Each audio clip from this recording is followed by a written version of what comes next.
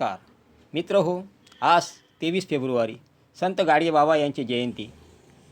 त्यानिमित्त आपण बघूया एक धडा. 1905 सालच्या फेब्रुवारी महिन्याची 1 तारीख या तारखेला एका तरुणाने आपले घरदार सोडले. संसार बायका मुले सोडून तो तप करायला निघाला आणि त्यासाठी तो रानावनात अरण्यात मात्र गेला नाही. त्या तरुणाचे वय अवघे 29 वर्षाचे होते. हा तरुण म्हणजे संत गाडगे महाराज. त्यांचा जन्म वराडा सेनगाव येथे 1876 साली एका गरीब पळटाच्या घरी झाला. बाबांनी त्यांचे नाव ठेवले डेबू, पण त्याच्याजवळ सतत गाडगे असायचे म्हणून त्यांना गाडगे महाराज म्हणत. लहानपणी वडील वारल्यामुळे आई डेबूला घेऊन आपल्या भावाकडे येऊन राहिली. डेबू मामाच्या शेतावर कष्ट करू लागला. कोणतेही काम करण्याची डेबूला मनापासून हौस होती. काम करायचे ते अगदी नीटनेटके. आपला हात ज्याला लागेल ते शुद्ध झाले पाहिजे, सुंदर दिसले पाहिजे, अशी त्याची काम करण्याची पद्धत होती. काबाड कष्ट करणारे असंख्य लोक असतात. डेबू त्यांच्याहून वेगळा होता.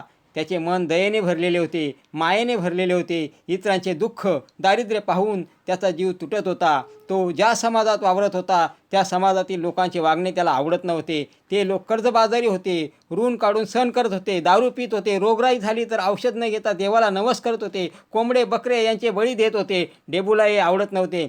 लोकांनी चांगले वागावे म्हणून तो त्यांना जीव तोडून सांगत होता. त्याने आपल्या जवळपासच्या लोकांची एक संघटना केली. त्यांचे दारू पिणे कमी केले, परंतु लोकांच्या भल्यासाठी जीव तोडून राबणाऱ्या डेबूला एक वेगळाच अनुभव आला. 4 चांगल्या गोष्टी सांगितल्या तरी आपले कुणी ऐकत नाही. आपल्या शब्दाला वजन नाही. आई आपल्यासाठी राबते, कष्टते म्हणून आपण तिचे ऐकतो. गाडगे महाराजांनी मनाशी ठरवले की मी इतके कष्ट करीन की मी न बोलताही लोक माझे ऐकतील, त्यांच्या सुधारणा होईल. झाले. वयाच्या 29व्या वर्षी गाडगेबाबांनी घरदाराचा सगळ्या सोयऱ्यांचा त्याग केला आणि सगळी माणसे हे आपले सगळे सोयरे, सगळे विश्व हेच आपले घर असे म्हणून ते वावरू लागले. गावोगाव भजन कीर्तन करत ते फिरू लागले. समाजात लोकात जे दोष दिसत ते जणू आपलेच आहेत आणि त्याबद्दल आपण दंड भोगला पाहिजे अशी त्यांची भावना होती. घर सोडल्यानंतर कधी कुणाच्या घरी ते जेवले नाहीत.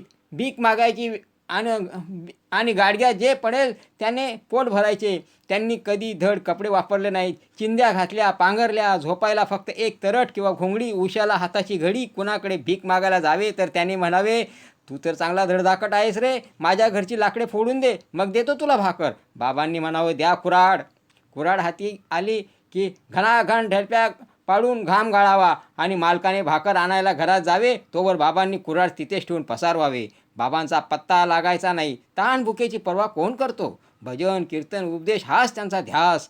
त्यांच्या भजनाला 10,000 लोक जमू लागले. त्यांच्या पायांवर डोके ठेवायला लोकांची झिम्मड उडू लागली. ते कुणाला पाया पडू देत नसत. कीर्तन संपले की आरतीच्या अगोदर गर्दीतून पळ काढून कुठेतरी ते लपून बसत. लोकांना वाटायचे की बाबा गुप्त झाले.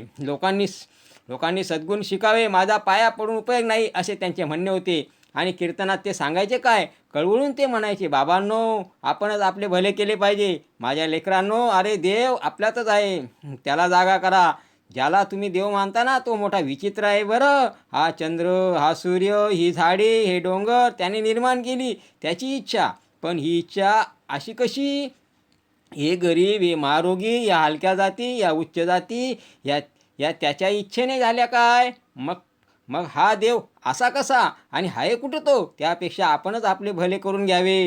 हा उपदेश करत ते गावच्या गावे, शहरेच्या शहरे गाडगेबाबांनी पायाखाली घातली.